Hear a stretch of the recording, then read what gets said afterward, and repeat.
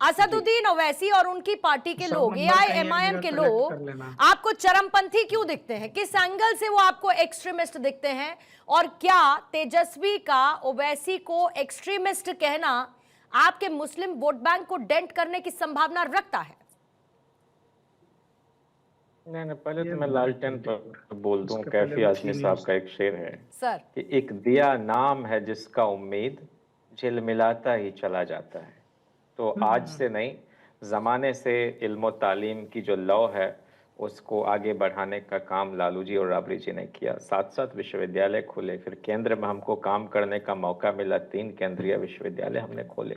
जहां तक आप उस बयान के संदर्भ में सवाल कर रही हैं, तो निश्चित तौर पर हम लोग एक दूसरे की विचारधारा से इत्तेफाक नहीं रखते हैं, इसीलिए तो हम अलग दल हैं। और गठबंधन करना नहीं करना वो किसी भी अलायंस के हर घटक दल की सहमति के बाद किसी का इंडक्शन होता है या नहीं होता है। तो वो उसको बहुत ज़्यादा स्ट्रेच करने की आवश्यकता मैं नहीं समझता हूँ।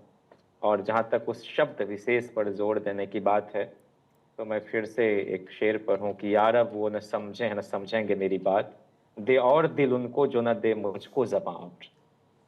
कुल मिला के भाव जो है उसको समझा जाना चाहिए, बजाय इसके कि किसी नहीं। तो अगर ये आपके लिए सिद्धांत की बात है, किया जाए, अगर ये जिज्ञासु जी आरजेडी के लिए ये सिद्धांत की बात है, तो अगर पलटकर ओवैसी कह देते हैं कि पाकिस्तान की भाषा बोल रहे हैं आप, तो पाकिस्तान की भाषा जैसा कोट ओवैसी को करना क्यों पड़ा? तेजस्वी को चाहते तो बच सकते थे ना। नहीं, वो कई बार लेप्सस जो लैंग्वी होता है, कई बार लेप्सस कैलमी होता है, कई बार लिखने में आप जो अर्थ आप चाहते हैं कि प्रेषित हो, संप्रेषित हो, कई बार उसका इस्तेमाल आप नहीं करते हैं। मैं समझता हूँ कि इस मामले में वही हुआ होगा, अदरवाइज भाव में कभी भी इस तरह की बात नहीं है, ना हम किन्हीं को इस तरह से मानते हैं। हाँ, उनकी सियासत से हम बिल्कुल भी इत्तेफाकी नहीं रखते, इसको लेकर कहीं कोई दो मत नहीं है। और जिस तरह की बातें हो रही हैं, जिस तरह से लीडर अपोजिशन के लिए उनकी भाषा तू तड़ाक की हो रही है, वैसे ही मोदी जी भी बात कर रहे हैं, वैसे ही योगी जी भी बात कर रहे हैं। ये कहाँ का मतलब आपने सुना है कि भारत जैसे देश के प्रधानमंत्री ये कहते हो कि अपने गठबंधन की तरफ से मुख्यमंत्री पद का प्रत्याशी का चेहरा कान पर कनपट्टी पर जो है कट्टा रख के ये करवा लिया होगा। जबकि सच्चाई ये है कि इस बार लोकसभा चुनाव के बाद भारतीय जनता पार्टी के संसदीय दल की कोई बैठक नहीं हुई। वो अपनी पार्टी के संसदीय दल की बैठक में नेता नहीं चुने गए, क्योंकि उन्हें पूरी आशंका थी कि उनके दल के ही बहुत सारे सीनियर लीडर उनको नेता मानने को तैयार नहीं थे, इंक्लूडिंग राजनाथ सिंह जी। इसलिए एनडीए की बैठक पहले करवा ली। तो वो वही बोल रहे हैं जिसका उन्हें तजुर्बा है, जिन साबकों से वो गुजरे हैं। तो इसलिए वो अपने अनुभव को क्यों हम लोगों पर आरोपित करना चाहते हैं? लगता है आपके बीजेपी के अंदर बड़े मजबूत सोर्सेज है जिज्ञासु साहब, क्योंकि इनके तो अंदर की कोई बात बाहर निकलती नहीं। इसमें सोर्स की बात कहाँ, ये तो नहीं हुई, आप भी जान रही हैं। आपको अंदर बैठक की बात पता है, अपनी बैठकों के अंदर ना, अपने बैठकों के अंदर की बातें आप पब्लिक करते नहीं, होने नहीं दी उन्होंने। अपने बैठकों के अंदर की बातें आप लोग पब्लिक करते नहीं, लेकिन बीजेपी की बैठक के अंदर क्या चर्चा हुई, क्या संभावना थी, इसके बारे में आप लोगों को बड़ा पता होता है। ये बड़ी अच्छी बात है। लेकिन क्योंकि ओवैसी की बात हुई है, ठीक है, क्योंकि ओवैसी साहब की बात हुई है, हाजी नाज़िम खान इस वक्त हमारे साथ मौजूद है। हाजी नाज़िम खान साहब, तेजस्वी पाकिस्तान की भाषा बोल रहे हैं, ये तीखी भाषा का इस्तेमाल करने की जरूरत क्यों आन पड़ी?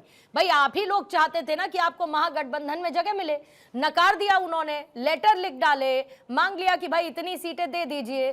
तो ऐसी क्या मजबूरी ओवैसी की आन पड़ी? 2020 में आप लोगों ने सीमांचल के क्षेत्र में बढ़िया प्रदर्शन किया, वो एक अलग बात है कि आपके कुछ जीते हुए लोग आरजेडी के पास चले गए। तो ऐसी क्या जरूरत आन पड़ी थी कि भाई महागठबंधन का हिस्सा बनना है? मजबूत नजर आते हैं वो बिहार चुनाव में। हाँ पूर्णिमा जी, देखिए अल्लाह का शुक्र है कि बैरिस्टर असदुद्दीन ओवैसी साहब मेरे नेता, मुझे बड़ा फक्र महसूस है। और दूसरी बात, अभी आपने कहा तो महाभारत का मैं जिक्र कर देता हूँ। आपने देखा था कि कौरवों को किस तरीके से अहंकार था अपने राज पर।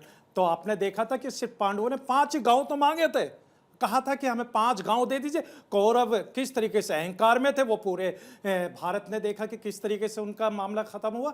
उसी तरीके से हमने सिर्फ और सिर्फ 6 सीटें ही तो मांगे थे। हम चाहते थे कि बिहार के अंदर कोई भी वोट का ध्रुवीकरण ना हो, सब एकजुट होकर अपने चुनाव लड़े। सिर्फ यही तो हम चाहते थे कि बिहार का विकास हो, जो हमारे अपने युवा जो पलायन कर गए उनको वापसी लाया जाए, वहाँ पे बिहार के अंदर रोजगार हो, विकास हो, यही सब चीज़ें तो चाहते थे। लेकिन यहाँ पर जिस तरीके से यहाँ चरमपंथी कहकर जिस तरीके से मेरे बैरिस्टर असदुद्दीन ओवैसी साहब जो मेरे नेता हैं उनको कहा गया, तो मैं उनको याद दिलाना चाहता हूँ कि पहलगांव के अंदर जिस तरीके की घटना घटी, तो मेरे जो बैरिस्टर असदुद्दीन ओवैसी साहब ने खुलकर आए और पाकिस्तान को घुटने पर टिकाने के लिए हमेशा आगे रहे, देश के साथ बड़ी मजबूती के साथ रहे। और देखिए मेरे बैरिस्टर असदुद्दीन ओवैसी साहब को पूरी दुनिया के अंदर जब भेजा गया भारत की तरफ से, तो भारत का डंका बजाएगा। और आज हम लोगों को क्या कहा गया कि चरमपंथी, अरे दाढ़ी टोपी को देखकर तो आपने इस तरीके का जो आपने एक माहौल बनाया है, आप एक्सपोज हो गए। आपको मुस्लिम वोट चाहिए, लेकिन आप सियासत में हकदारी नहीं देंगे, ये सब ने देख लिया। हमने तो सिर्फ यही कहा था कि भाई आप 2.5% वाले को तो डिप्टी बना रहे, तो अगर जो 18% वाले हैं तो उसको आप कब तक दरी बिछवाएंगे।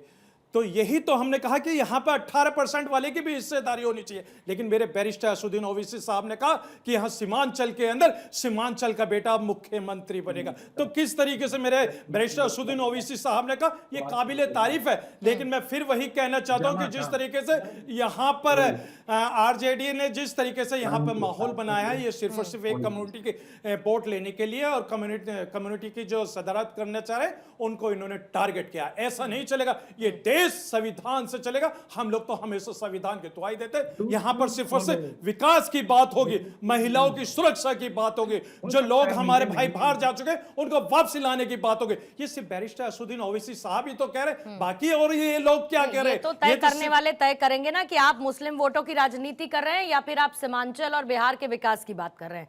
ये तो बाकी लोग तय करेंगे ना। इसीलिए तो आपके ऑफर को आरजेडी ने ठुकरा दिया सर। इसीलिए तो आपको एक्सट्रीमिस्ट, आपको चरमपंथी जैसी कैटेगरी में लाकर खड़ा कर दिया। तभी तो आपको कहना पड़ा कि ये पाकिस्तान की भाषा बोलते हैं। बहरहाल मेरे साथ जयराम विप्लव जी भी इस वक्त मौजूद है, बीजेपी के प्रवक्ता। विप्लव साहब, ये बताइए, तेजस्वी और ओवैसी आमने सामने, बयानों का सिलसिला चला पड़ा है। ऐसा लगता है कि बीजेपी इस वक्त मजे लेने की मुद्रा में है। ये दोनों आमने सामने होंगे तो कुछ तो फायदा मिल ही जाएगा ना बीजेपी को। तो मजे लेने की मुद्रा में है। देखिए, मुस्कुराइए, खुश होइए कि ठीक है सामने वाला लड़े, बाकी तो रोटी हम ही ले जाएंगे। पूर्णिमा जी, एक के साथ एक एम है। सिंगल एम वाले हैं MY यानी राजद वाले, डबल एम वाले हैं AIMIM, 2 बार एम है और दोनों आमने सामने हैं। और दोनों का एक ही उद्देश्य है कि किसी प्रकार 17-18% के मुस्लिम वोट बैंक पे कब्जा कर लो। और दोनों का एक ही काम है, भाजपा का डर दिखाना, संघ का डर दिखाना, हिंदुओं का डर दिखाना। हिंदुओं के विरुद्ध एक का भाई बयान देता है कि 15 मिनट दे दो, पुलिस हटा लो, हम हिंदुओं को देख लेंगे।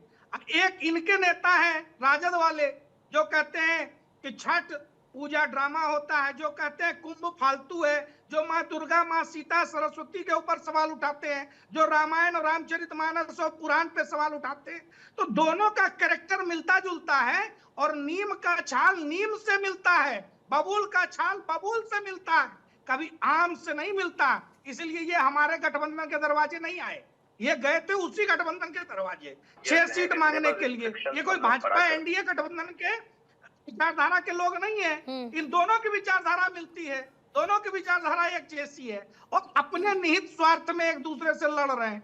अब जयंत जी ने बहुत शुरुआत में शिक्षा की बात की, तालीम की बात की, और कमाल की बात याद दिलाऊं आपको, शेर इन्होंने पढ़ा, चिराग तले अंधेरा रह गया, पूरे बिहार को शिक्षा दे दी लालू जी ने, अब बेटा 9वीं फेल रह गया। कमाल का लालू जी का तिलस्म है।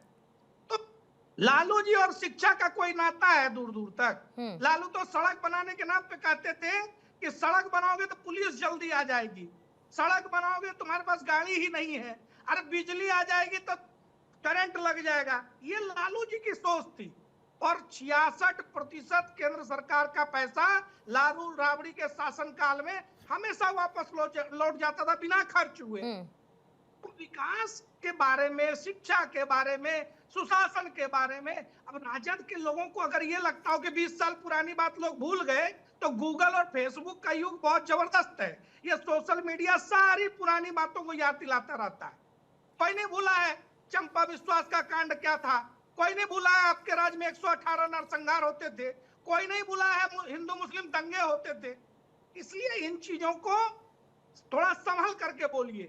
नेता का महिमा मंडन करना, चापलूसी करना अपनी जगह है, लेकिन बिहार के जनता को तथ्यों पर आप गुमराह नहीं कर सकते हैं। मुसलमानों को भी विकास के मुद्दे से भटकाने के लिए ये सारा षड्यंत्र रचा गया है।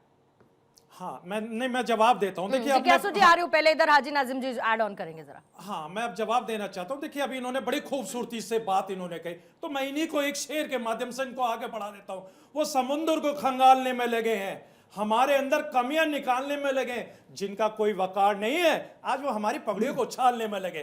भाई हमारी पगड़ियां नहीं उछाल पाएंगे। अल्लाह का शुक्र है हमारे बैरिस्टर असदुद्दीन ओवैसी साहब ने सीमांचल के अंदर जिस तरीके से युवाओं को जगा दिया और वहां की जो बोर्ड को जगा दिया, तो भाई आप कुछ नहीं कर पाएंगे। आपकी सिर्फ और सिर्फ जमीन खिसक रही है बिहार के अंदर। आरजेडी तो कर गई ना बिहार के अंदर आप लोगों की जमीन खिसक रही है। आरजेडी ने तो कर दिया ना, जो बीजेपी नहीं कर पाएगी आरजेडी ने तो कर दिया ना। हम अगर हम देशभक्ति की बात करते हैं तो यहाँ पर चरमपंथी हम लोगों को कहा जाएगा, दाढ़ी टोपी वाले को आप टारगेट करेंगे। जाता है इधर आप सीटें मांगते हैं, वो देते नहीं है, फिर उसके बाद आप बाकी बातें करने लगते हैं, फिर बीजेपी पर सवाल उठाने लगते हैं। अरे आरजेडी ने तो कर दिया ना।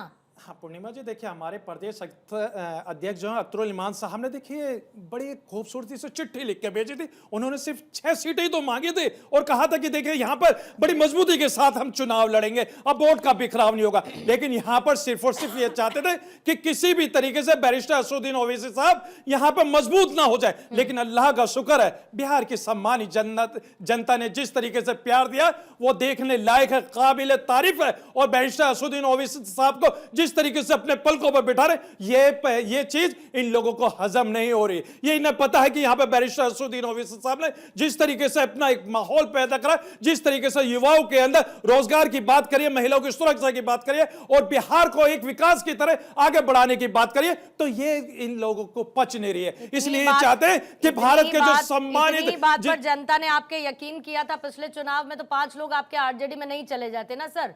फिर जनता तो ठग गई ना। उन्होंने जिताया आपकी पार्टी के कैंडिडेट को, चले गए आरजेडी में उछलकर, तो जनता फिर यकीन कैसे करेगी।